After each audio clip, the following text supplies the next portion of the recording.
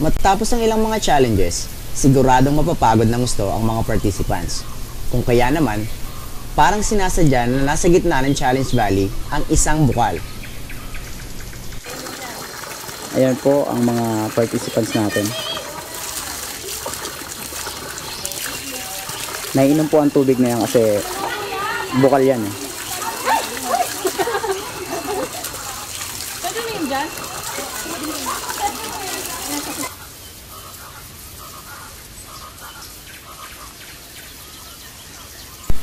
Matapos magpahinga sa may bukal, madadaan na naman ang zigzag net. Sila ay kakapit paharap sa lubid at tatawid sa kabilang dulo nito. Kailangan nito ng tibay ng braso at binti. Matapos sa zigzag net, ang kasunod nito ay ang Golden Bridge at sila ang mga bantay ng Golden Bridge. Mapapansin na nahihirapan ang mga participants na umusad dahil sa sobra nilang dami.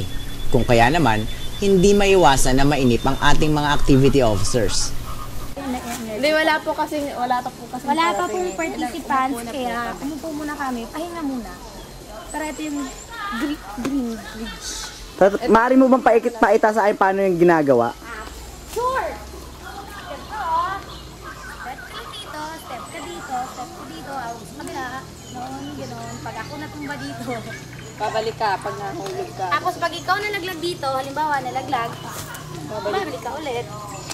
Ayan po ang paraan ng pagtawid sa Golden Bridge. Napakasimple pero kailangan mo talaga ng balance din yan. Tsaka tibay ng legs. Oo, pati braso. And braso na rin. Sumunod naman sa Golden Bridge ay ang tire, which is malalim po siya. And some tires, ayan, meron silang mga putik. So good luck na lang sa tatapak niyan sa putik. Ito naman po ang ating wall climbing, kung saan nakahawak ka dapat sa rope. And sa likod ng wall na to is merong mga bakal dyan na pwede ka mag-slide, parang sa mga bombero. Yan. Nandito na po tayo sa huling pagsubok ng Extreme Challenge, kaya alamin natin kung ano meron dito.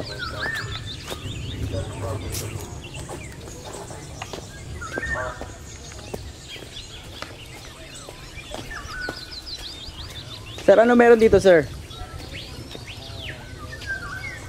Supposed to be ito yung zip line. And kaso cancelled, walang gamit.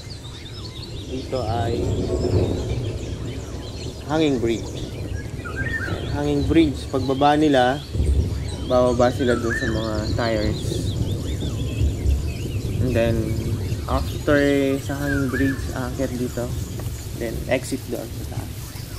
So, last ng Challenge Valley. Extreme Challenge. Dito po tayo ngayon sa hanging bridge, saan tumatawid po ang ating radiant leader or ang activity staff natin. Ayan po ang gagawin ng mga participants natin kapag nakakapunta na po sila dito sa course na to. Kailangan dyan ng proper balance. Siyempre gagamit ka ng paa for balance and grip para hindi ka malaglag. Okay. Mahirap ba yung course na to? Hindi naman, sir. Madali naman siya. Nakakapagod na. Kamusta yung mga participants? Hindi ba nagre-reklamo kasi?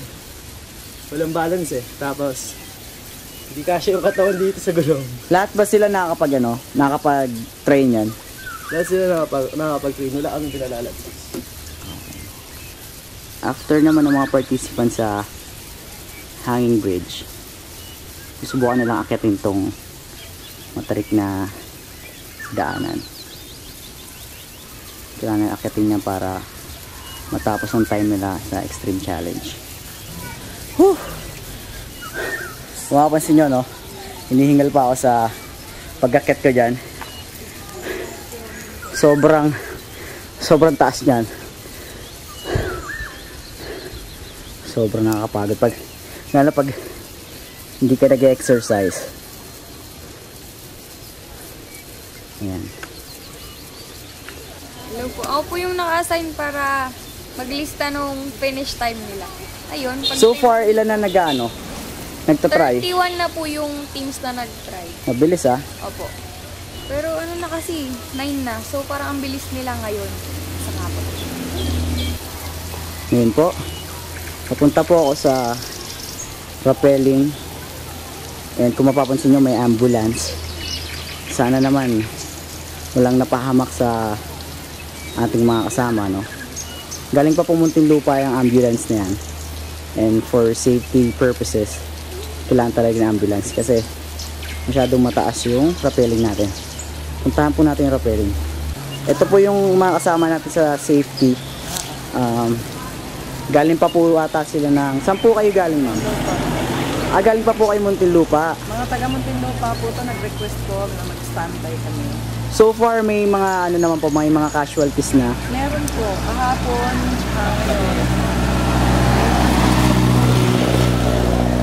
Mga minor lang po. minor, may mga sprain, mga wounds.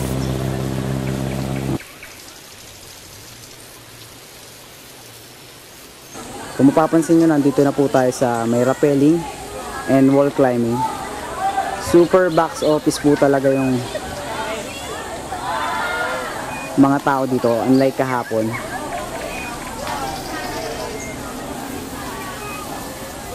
Dito po tayo ngayon sa mga nagnanatay. Kumbaga, pampalipas oras po ito ng mga student sa paghihintay sa rappelling. Interview po natin ang isa sa mga implementers ng natay. Ma'am, kamusta naman po yung yung mga participants natin dito, ma'am? Maayos naman, nakakasunod sila sa kanilang activity officer ng pagtuturo ng knot tying. Tungkol sa packer's knot, square knot, lahat sila nakakasunod naman. Saan po sila nahihirapan? Yung pinaka-nahihirapan po sila? Maaaring mahihirapan sila sa extreme challenge kasi ang extreme papasok sila sa tunnel at saka itong rappelling.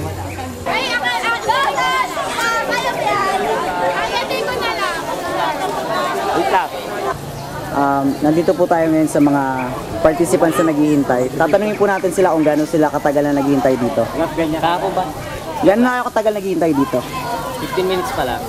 So kakarating nyo lang talaga, no? Hindi naman. Sa tingin nyo, mga kailan kayo matatapos dito? 30 minutes pa. Mabilis lang talaga yung yung pagrarapel at wall climb. Hati-hati naman ito. Kate, kamusta naman yung mga ngayon? Nag-wall climbing? Matigas ang ulo. Ilapat mo yung talampakan mo sa pader. Ilapat eh.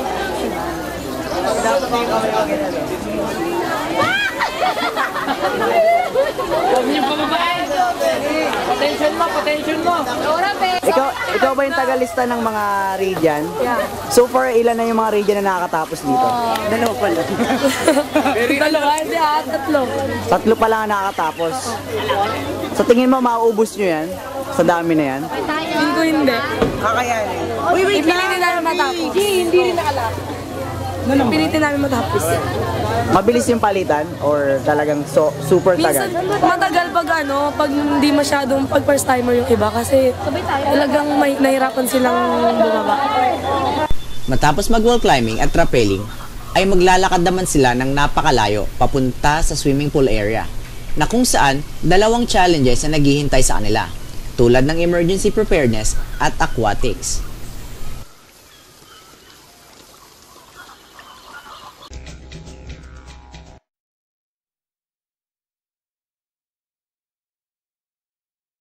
Hanggang saan aabot ang 20 pesos mo? Sige, sayaw! Giling mo! Yan, sige, sayaw pa! For 20 pesos, mag-New Cornetto Choco Hazelnut na! Dark chocolate toppings. Rich hazelnut ice cream. Dark chocolate dip. New Selecta Cornetto Choco Hazelnut. Sarap ng 20.